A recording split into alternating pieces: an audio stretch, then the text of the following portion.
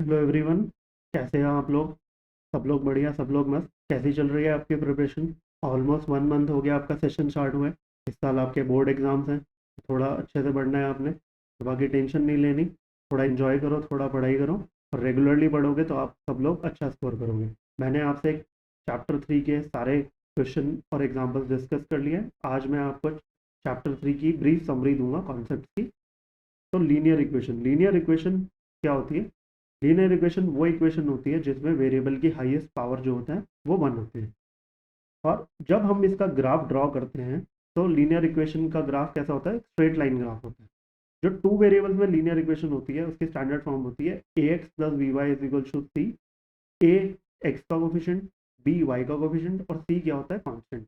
अब ये जो टेबल आप देख रहे हो ये क्या है कि जो हमारे पास कोई भी दो लीनियर इक्वेशंस हैं उनका ग्राफिकल रिप्रेजेंटेशन और उनका एल्जेब्रिकली क्या उनके सॉल्यूशन होते हैं उससे रिलेटेड है।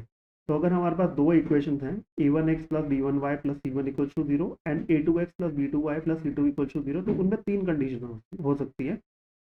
फर्स्ट कंडीशन क्या है?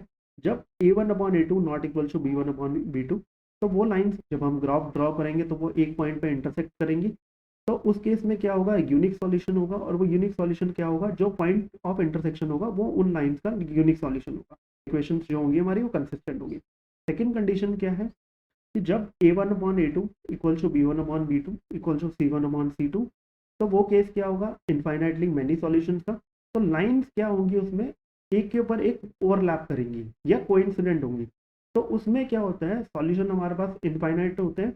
और तो जो लाइन है उसका हर एक पॉइंट जो है वो सॉल्यूशन है। तो हम उस केस में कोई भी एक यूनिक सॉल्यूशन नहीं फाइंड कर सकते क्योंकि हमारे पास इनफाइनाइटली मैनी सॉल्यूशन हो सकते हैं। तो इस केस में इक्वेशंस जो है कंसिस्टेंट के साथ साथ डिपेंडेंट भी होती है।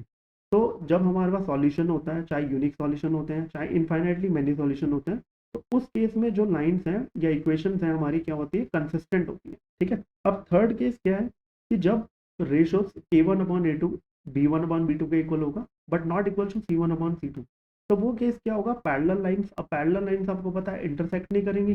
तो इस केस में क्या होगा? कोई भी सॉल्यूशन नहीं होगा और इक्वेशंस और लाइंस जो है हमारी इनकंसिस्टेंट होंगी। हम लीनियर इक्वेशंस को तीन मेथड से हमने इस चैप्टर में देखा कि हम सॉल्व कर सकते हैं। पहला मेथड क्या है? ग्राफिकली। हम क्या करते हैं? लाइंस को ग्राफ पे प्लॉट करते हैं और उसमें तीन तरह से कंडीशन हो सकती हैं, जैसे मैंने ऊपर आपको टेबल में समझाया कि अगर लाइंस जो है एक पॉइंट पे इंटरसेक्ट करेंगी तो यूनिक सॉल्यूशन होगा। और वो यूनिक सॉल्यूशन क्या होगा? पॉइंट ऑफ इंटरसेक्शन होगा। सेकंड कंडीशन क्या हो सकती है इसमें कि जब लाइंस कोइंसाइड करेंगी, एक के ऊपर एक ओवरलैप करेंगी, तो वो केस क्या होगा? इनफाइनाइटली मैनी सॉल्यूशन का केस होगा और जो लाइन के सारे पॉइंट्स क्या होंगे वो एक सॉल्यूशन होंगे। थर्ड केस क्या है कि लाइंस पैरेलल होंगी, वो कहीं भी इंटरसेक्ट नहीं करेंगी, तो उस केस में क्या होगा? कोई भी सॉल्यूशन नहीं होगा। सेकंड मेथड क्या है? Substitution method. सब्स्टिट्यूशन मेथड में हम क्या करते हैं? वेरिएबल को सब्स्टिट्यूट करते हैं। तो पहले हम वेरिएबल को एक्सप्रेस करते हैं दूसरे वेरिएबल के टर्म्स में, फिर उस वेरिएबल को हम जिस भी इक्वेशन से लेते हैं उसे दूसरी इक्वेशन में सब्स्टिट्यूट करते हैं। फिर हमारी जो लीनियर इक्वेशन जो है वो एक वेरिएबल में कन्वर्ट हो जाती है, जो कि हम इजीली सॉल्व कर सकते हैं। तो हमें दोनों वेरिएबल की वैल्यू इजीली मिल जाती है। एक इंपॉर्टेंट पॉइंट है जो आपको सब्स्टिट्यूशन मेथड से इक्वेशन को सॉल्व करते हुए ध्यान रखना है कि आपने वो वेरिएबल की वैल्यू सब्स्टिट्यूट करनी है जिसका कोफिशिएंट सबसे छोटा है। थर्ड मेथड कौन सा है? Elimination method. एलिमिनेशन मेथड में क्या करते हैं? हम वेरिएबल को एलिमिनेट करते हैं। और एलिमिनेट करने का क्या है? सबसे पहले हम क्या इसमें स्टेप फॉलो करते हैं कि दोनों इक्वेशन में हम क्या करेंगे कि किसी भी वेरिएबल का, चाहे वो एक्स है चाहे वो वाई है, उसका कोफिशिएंट सेम बनाने का ट्राई करेंगे।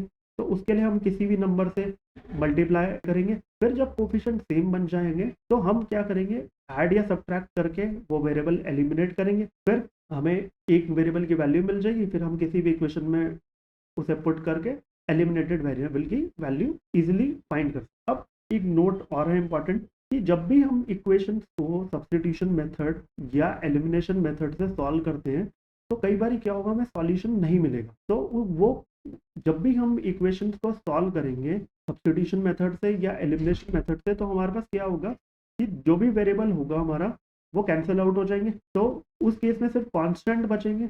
तब दो कंडीशन हो सकती है, एक तो ट्रू स्टेटमेंट मिल सकती है, एक फॉल्स स्टेटमेंट मिल सकती है। ट्रू स्टेटमेंट के केस में L H S R H S के इक्वल होगा कि जैसे लेफ्ट साइड पर भी 9 है, राइट साइड पर भी 9 है, तो उस केस में क्या होंगे, इक्वेशन के इनफाइनाइटली मेनी सॉल्यूशन होंगे।